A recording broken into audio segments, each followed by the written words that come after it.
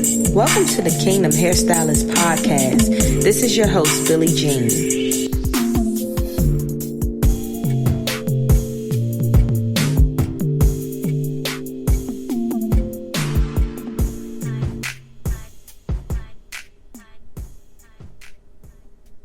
Hey everybody, and welcome back to a new episode of Kingdom Hairstylist podcast.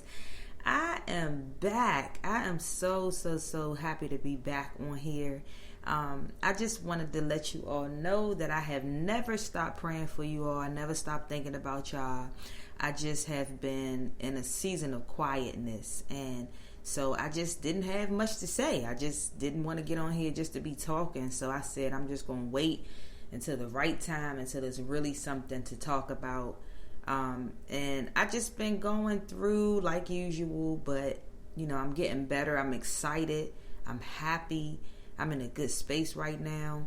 And so I just wanted to get on here just to kind of catch you guys up on what's been happening in my life. And I just want to say, I hope that your life been good. I hope everybody has been doing well. I pray that everybody has just been having great time so far. This year, 2022, we already are heading into March. And so it's just been a blessing that God has allowed us to see almost 3 months already in this year. But yeah, I hope all is well. I hope everybody doing good. I hope that you all are making so much money in your business. I pray that you just so blessed. I pray nothing is going wrong in your life and it's just a really good season. If it is some things going wrong, then I pray that it will get better very, very soon for you. So today I just want to talk about what I'm going through. So it is a wilderness, right? The wilderness is not pretty. So the title of this episode is The Wilderness Ain't Pretty. And I know that's not proper English, but that's exactly how I feel right now. It ain't pretty. But it's necessary. It's necessary to go through these times because God never said that we would never suffer. He never said that we wouldn't face trials. In fact, he said that we will face trials. In fact, he said that we would have long suffering. And in fact, he said that he would pull us through. And he's doing all of those things. He's pulling me through. Even through the long suffering and the wilderness season, I have still had a lot of grace. God has given me grace, just like he gives you grace every day. I've had new grace. I've had new mercy. Things that should hurt don't hurt. Things that should feel a whole lot worse don't feel as bad. I have a lot of peace even in this season. So I'm grateful. But it's just been me and God this season. Like there's nobody else walking with me in this season. It's just me and God. And I know that that's necessary because when you go through things, you want to have God right there by your side. And even if you're happy and not going through anything at all, you still should want to have God right by your side. But it's just me and him. Like, I have cultivated this relationship with him, and it's been good. It's been amazing. It's been just, it's been awesome. I finally created the prayer closet that I've been wanting to create. The problem is, in this house that we bought, we don't have a lot of closet space. So I didn't really have an altar, that I wanted to dedicate to God. So I just was always just praying in my bed, which is nothing wrong with that. I mean, God doesn't say we have to have a prayer closet. But I just wanted to make something a little bit more intimate where I knew that I could get up every day and go meet him. Because that's how intentional I wanted to be in this season about sitting with my Father. I said, I'm going to create a prayer closet somewhere in this house. So I basically had to take everything off of one side of the closet and move everything over to the other side. So it looks pretty crazy in there, but it's necessary and I'm happy about it. And I just go in there and I worship. Some days I don't have nothing to say. Some days I just talk God's head off, asking him 1,001 questions. Some days I just simply be quiet and just listen. So those are the things that I do. I was motivated to do it again because I watched War Room again. I watched War Room probably about 3, maybe 4 times already. And every time I watch it, I say, I'm going to do a prayer closet, and I never do it. So this time I really took time and was intentional about how I could make the space work. And it's working for me. It's working for me. Although there are still some mornings where things are a little bit more heavy than I would expect them to be. So I don't want to get out the bed, and I'll just lay there, and that'll be my quiet time with God and just talk to God and pray. So yeah, to make a long story short, we just got to do what works for us, but never feel pressured to have a prayer closet. Never feel pressured that you have to do, make this room dedicated to God. If you have this space, then perfect. That's good. I'm sure God honors, your efforts. But if you don't have the space, don't let that be an excuse as to why you haven't spent any time with God. You can do it anywhere. You can do it in your car. You can do it in your shower. You can do it just walking down the street. You can create an altar to God any and everywhere. So don't ever feel pressured. I just wanted to go a little deeper. That's the only reason why I did it. And I actually figured out that I had the space that I could do it. It's a lovely place. Sometimes, just to have that space where I can just say, all right, I'm going to meet with my Father. I'm going in here and I'm going to close the door, and it just makes me feel like I'm actually going somewhere. But yeah, the wilderness is not really fun. It's lonely, and it sometimes can be a little confusing. It's like a place that you look around and you're like, how in the world did I even get here? And it's because a lot of times God gotta get you to a place where you grow, like you grow and you mature. So the key is not to allow it to keep you there like the Israelites. They were there for 40 years. I never stand in nobody's wilderness for those 40 years. I'm going to learn everything I need to learn so I can hurry up and get on up out of there. So I'm not rushing whatever God is doing in my life. I'm not rushing him because I know that some things take time. But I know that I don't want to be still complaining, still whining, still crying about the same things for 40 years. I want to surrender. I want God to know that I surrender and that he has control over my life, and that I give him the keys to my life, that like he can be in control and that I don't have to be in control of anything. So I give him control, total access, total surrender.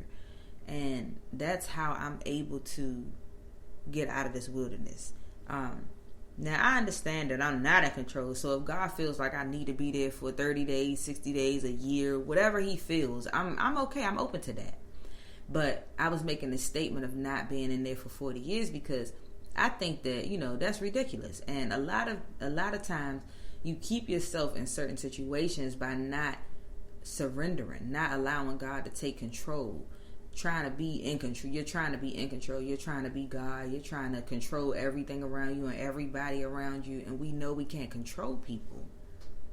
So that's what I meant by I'm not staying in nobody's wilderness for 40 years. But I'm really growing. Like I'm really, really, really growing. I was just thinking the other day, I was talking to my sister and I was just telling her that I noticed the growth in me. I know that I needed to be in this wilderness because the direction that I was heading in before I got into this wilderness season was good, but I knew that it could be better. I knew that I was giving my all, but not every day, if that makes sense. Some days I was saying like, yes, God, I surrender to you. And, that'll go on for like a good week. And then next week I'm just back to worrying about everything and, stressing about everything. And then the next week I'm back good and so I was talking to my sister, just telling her, like, I can tell that I am growing. Like, I actually pray before I say things now. I don't confront every single issue that comes up anymore.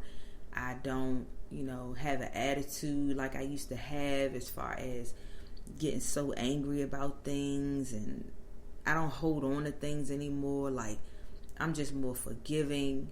I think about it, I pray about it and I let it go. That's my motto. But yeah, I'm just growing. I'm growing. I'm really, really growing. Like I used to be one of those people that would like hold everything inside. Because as a child, my dad used to be one of those parents where you were seen but not heard. And I didn't want to talk or say anything back, or he wouldn't allow me to like express myself if I wanted to say something back. So I realized that as an adult I have a tendency to shut down the same way, and it's not good because I'll blow up. Like, it'll be like a nitrate when I actually do say something. It's just going to be crazy. But I'm not trying to be in that space anymore. So now what I do is, if something is bothering me, I will pray about it. I stop and whatever I'm doing and immediately pray about whatever it is. And sometimes I ask God, like, should I confront this person? Should I say something? Sometimes he tells me no, like, just let it go. It's, I might have took it too personal and it wasn't even meant for me that way. Or he'll show me from a spiritual sense what the person may be going through. And then that helps me to have compassion for them. And then I pray for that person. And then I'm able to forgive them. And then I let it go. And then there's sometimes when he is like, yeah, you should say something. So that's been helpful. That's growth. That's called maturity. That's called growth. And I'm proud of that. But God is moving and I can see it. I can feel it. He's pruning me and just getting me ready for a new season. It's been amazing and I'm grateful for it. I feel like a shift is coming. I remember I did an episode in the beginning of me doing this podcast, and it's called The Move. I can't find it now. Somehow it's not on here, I don't think.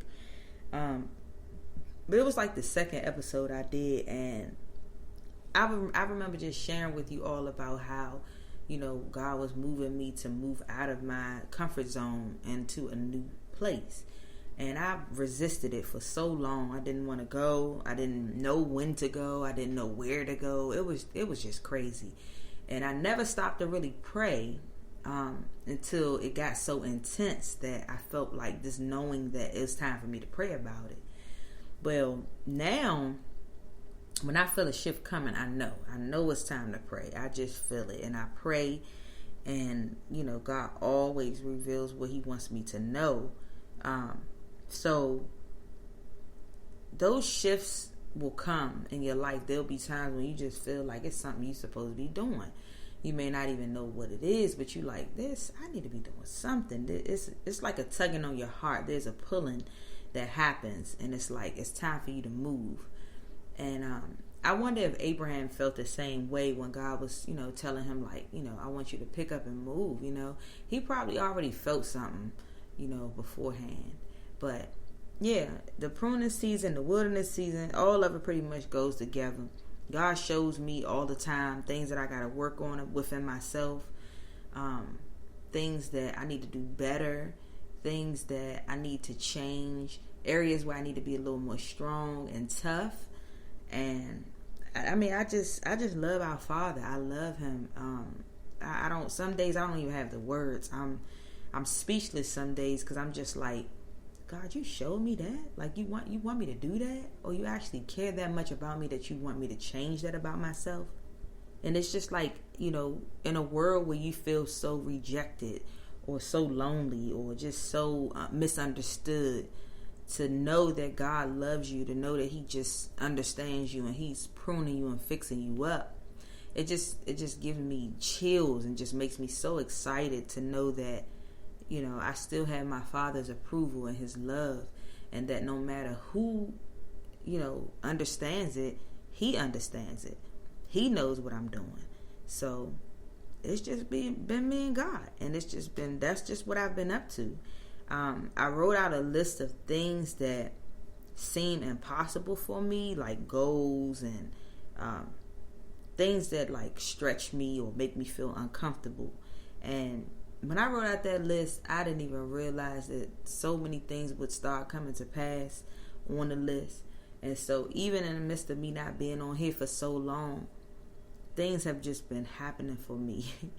Things that are good, some things I can't share, and then some things I'll share at a later time when I can actually release some of these testimonies. But God just been good. Like, I don't know. I only have to say that if you don't have a relationship with God, like, there's no better time than now to go ahead and start getting your relationship right with God. And it really don't even take much. Like, we are brought up in a society where a lot of the elders and a lot of people that, that were in our families long ago, we saw the way that they did things. And we thought we had to do it exactly like that in order for us to get